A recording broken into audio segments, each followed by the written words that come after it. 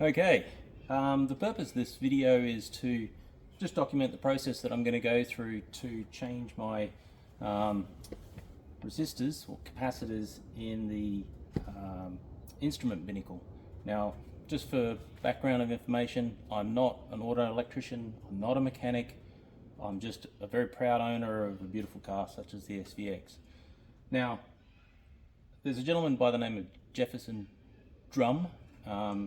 I'll link his video. So this is a bit of a copy of his video, no disrespect to him.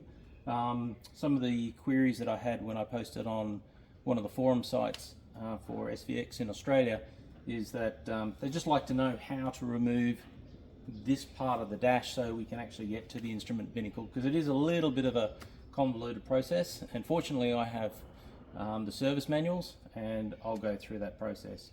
So let's go through the steps of removing the dash, and then I'll high level walk you through what I've done in regards to both the tachometer and the speedometer. So is to go through the process of how to remove the combination ammeter or instrument cluster from the SVX. It's been a few questions I've had how to do this. Probably the most important thing is that I'm using the service manual to guide me as to how to step through this particular procedure. Notably, the important parts are to be able to get to the instrument, you do need to drop the steering mechanism down, but there's a few steps in here you really don't need to do. So for example, you do need to move these switches here to get to a bolt. You also need to, just underneath the steering, there's a panel under the steering wheel. You need to remove this. There is a few clips that need to be pulled through, but to get to that you do need to remove this screw. Under here there's then a metal plate that has 4 screws that are required to be removed. I found that I don't need to remove the side panels. However, this part here, by dropping the steering column, is vital, because the clearance in front of the combination meter to get that out from the steering wheel is minimal at best, and as a result you have a risk of breaking some of these clips when you're trying to roll it forward. You don't need to take out these clips in my experience. However, these buttons here, you do need to remove those, and then there are a total, so there's a screw behind this that you need to remove, and then from here to remove this this sort of panel that goes around the surround, there's a total of 7 screws. So there's 4 along the bottom and then there's 3 along the top. So just a short screwdriver will do that. And then to actually get the combination meter out, there's a total of 6 screws. There's some on the sides, down low and up top. Step 6, what we need to do is unclip the felt panel that sits underneath the steering wheel. The crucial parts are that there are a couple of connectors under here. There is a light that needs to be disconnected, and also this is for the washer, so don't forget these. Up top you'll need to be able to have these removed so that you can get to the bolts. Now this one is a clip. There isn't really a bolt there, so there's only one bolt which sits behind this one here. So this is what the part looks like that we're looking at here. You can sort of see you'll need to remove that section there. That one there is a clip that sits behind it, so that clips in, this clips in. This is the floor light, as you can see, and this here is your winter wiper select. Now what this does is obviously it lifts the wiper blades so that they don't freeze in winter. And then you've got your parking lights. Now you can leave this one in, but this will connect in. The crucial part is there is a little plastic clip. Where did it go? This clip here will actually go through that metal bit that I showed you before. and it'll clip through this to hold this in place, so it just stops it from fouling your feet when you're going from the accelerator to the brake. So this is the coin, and I don't think you need to really remove that. There isn't a bolt on the Australian model because we haven't got a remote rear view. However, on the right hand side there is this mirror switch. Now, to get this out, you need to carefully pry this using a plastic trim removal tool, and just wheel it out. It'll eventually come, and then disconnect this clip here by pressing that, and out she comes. Now, the bolt that we're looking for is that bolt right there. It's a 10mm bolt. That's the only key bolt that's holding all this dash on. There is a clip down here and a couple of clips on the other side, but apart from that, it's that bolt right there is holding all that lower panel on. So just a couple of tips with this particular one. There's, when you're trying to put this in here, down the bottom here there is a, you can sort of see it, it slides into a groove up in here. So you've actually got to make sure that that goes in first. So you've got that in before you do that bolt up. So getting it back in, that's the trick. So make sure that you slide that in before you clip this and all the others, and that sort of will lock it in place. So this is where I was saying this is the light switch. This here is the winter switch here, and then this one is your various other clips, and under here, this is that metal that I was telling you about. That clip needs to clip under here. So this will all just clip in, and then we can mount the bolt. Now, the bolt that you need to access is in here. Okay, step 7, remove the panel cover by removing 4 bolts. This is a metal, I'll show you one. So this is the panel here. It sits underneath the steering column.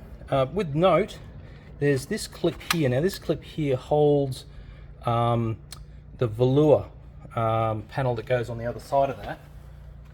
That's this one here, and that's that little section there. So that's what that clip is for.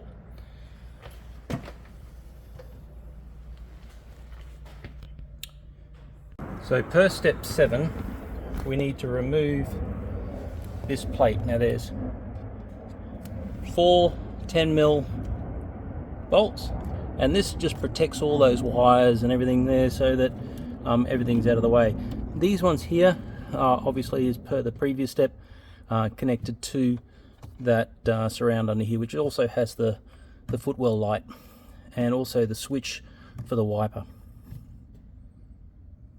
Step 8, I don't see a need to actually do this. I ignored this and was able to get the console out. Okay, we're going to look at item 9, lowering the steering column. Now, the purpose of this is so that you can get the instrument panel out, or the combination meter out. You need to be able to rotate it forward, and because of the nature of it, there's not a lot of clearance there. So these 2 bolts here, there's one on this side and one on the other side, as indicated by the lines.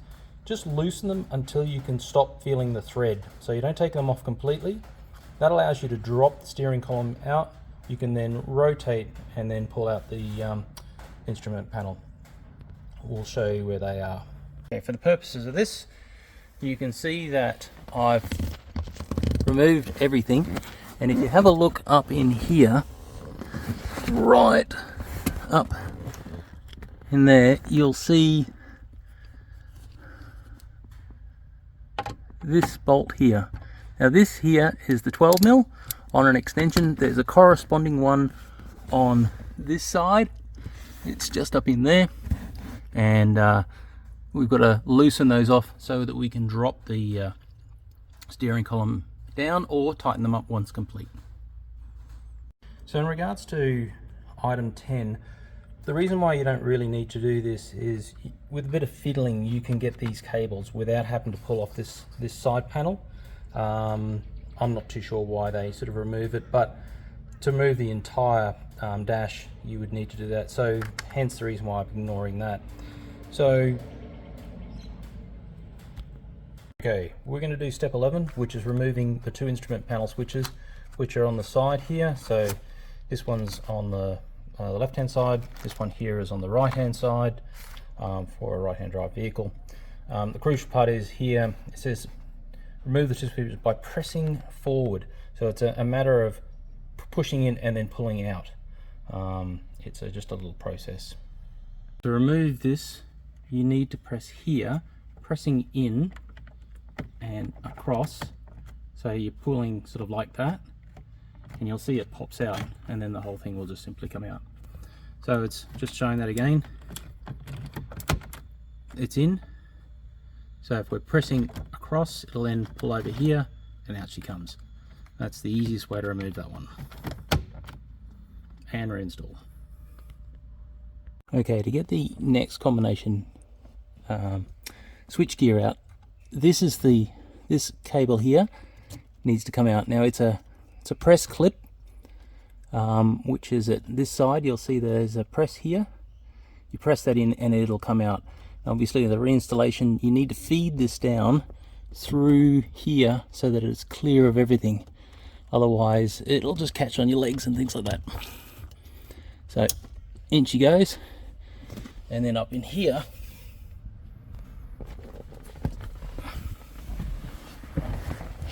let's just drop this down, sorry. So this is now all nice and clear. You'll see that it needs to push in here and then it'll clip in eventually. What the user manual and instruction manual doesn't say is how this wire needs to be fed behind in here, and it goes through that, it then goes down through the back here, it slots down and slides down through there so that it then can meet up with the connector here. So it's a little bit of a convoluted process, but once you sort of figure it out, you'll be able to get it. So step 12, what we're going to be doing is effectively removing this component here, which as you can sort of see is fairly large. It's very thin plastic. I did manage to bust a clip here, and of special note on the side here, right next to the central vent, there's these damn clips, and they are rather challenging to get to. So you do need to probably tape that and then use a plastic trim removal tool to get that out. Of course, you've got the clock there, so you will need to connect or disconnect that as you proceed. But apart from that, it's fairly straightforward. These lower sections here are where these switch items go, so either side, and they screw in. So hence the reason why there's the 4 screws which hold this in for those to clip over the top of. So that's the reason why you need to remove those. Okay, per step 12, we're going to remove 7 screws. You can sort of see 2 on the left there, 2 on the right, and then across the top there you'll see provision there for the 3 across the top. Obviously it's easy to use a stubby short screwdriver to remove those, little Phillips head. So I'll just remove those and we should have that part out fairly soon. Key is be very, very careful with this particular surround. It's very thin plastic. Okay, so as per the diagram, this is the lead that will connect to the back of this unit for the clock. So I'll connect that now, just noting which side the clip is. And if you have a look to see the type of clip, it's a press-in clip to release. Okay, so I've placed it in position. Probably the crucial part to note is that this here only fits perfectly in this space. So to get it in there, you need to compress this side and this side just gently so that it actually bows this a little bit here, but obviously you don't want to do it too much, otherwise you are at risk of breaking 30-year-old plastic. We're going to work on step 13, so we're going to remove the combination meter by removing the 6 screws from these locations. And I'll obviously bag those. Okay, per the instructions step 13, we have to remove, there are 6 of these screws. You can sort of see them just down there. I'll try and point them out. You can sort of see one here, then there's one there, there's also one on the side here, and there's corresponding ones up on the top there and on that side there, and here's that other one just down in here. So remove those, they're just a Phillips head. The top one's probably best to use a short stubby one so that you can actually reach up in here, and then obviously for the other ones you can use a longer Phillips. It's a sort of a smaller size. Okay, now that you've removed, well, you've loosened, you don't completely remove the 2 bolts, you reach under here and you do the release so that you can drop the steering wheel down to its lowest position. This gives it plenty of space here to be able to pull the combination meter out. Now when you're pulling the combination meter out, it's in there pretty firm, so you have to just pry it just a little bit. It'll then sort of pop on that side and then pull it this side. You notice there's these little clips, and just underneath that you'll see the screw hole. So I've obviously removed the screws, so then it's a matter of then pulling the whole combination meter out. Now when you're pulling the combination meter out, it's a little bit tricky. You have to roll it forward as much as you can, as you can see here, and it just simply slides up on top of the steering wheel. When you've had it on the top of the steering wheel, I then find it's easier to pull the combination meter out carefully through this way, which then obviously has the meter out. So 1 combination meter. Just a special note, when you're reinstalling the combination meter, the most important thing is that the combination meter is pushed in firmly, that these sit flush. If you don't have that in firmly, then the contacts at the back of the unit won't properly meet, and you'll find that you'll have some mounting issues with regards to obviously getting a signal through. So that's a really important little tip. Make sure that it is fully in and it won't go any further. Obviously this is a perspex, so don't press too hard there. Just work it in. You'll find your way. Okay, now everything is all buttoned up, all done up. Now it's time to make sure that what we've done has worked. Lights are good. Indicator. Indicator. High beam. High beam works. Okay, we're in park. Handbrake is on. Handbrake is off. Reverse. Neutral, drive, third, second and first. All gears work, and let's put the lights on.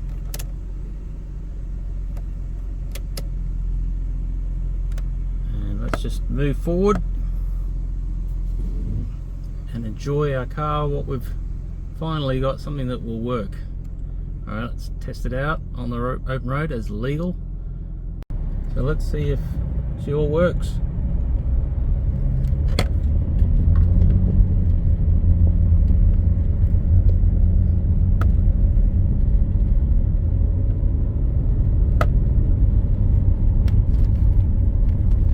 Sorry about the road, it's a private road, so it's a little bit rough.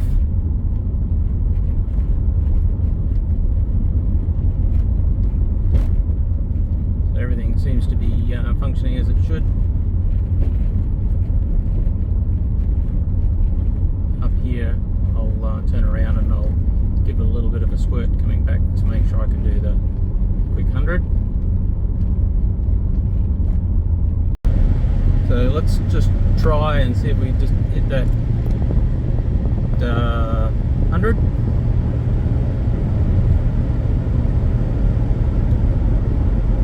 That should be just over 2000 RPM, and it is 2001, and I've got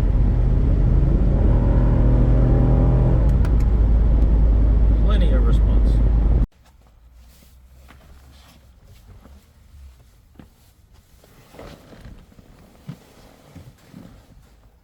Okay, this is a bit of a wrap up. As you can sort of see through the video that we've gone through, and special thanks to Jefferson Drumm. He did an excellent process for me to follow to be able to go through this this repair. Now, good news is everything in the car works. The tachometer straight away shows as it should. As you'll see in the little highlights there, I got the speedometer to work, and overall it's a massive success. I guess the key parts is that to take this dash out, it's very important that you do go through those steps. There are a lot of screws holding in these plastic pieces. This particular shroud that goes around the instrument binnacle is quite brittle. I did manage to damage my air vent very, very slightly. I was able to repair it with some super glue. You know, it is what it is, but hopefully you don't have the same. There's a couple little clips in here that if you tape this here with some you know, some painter's tape or something like that to try and prevent that from cracking, and then use some plastic trim removal tools to take this out. The other part is, in my process, I actually removed the shroud around the steering column. This is unnecessary and I wouldn't advise it.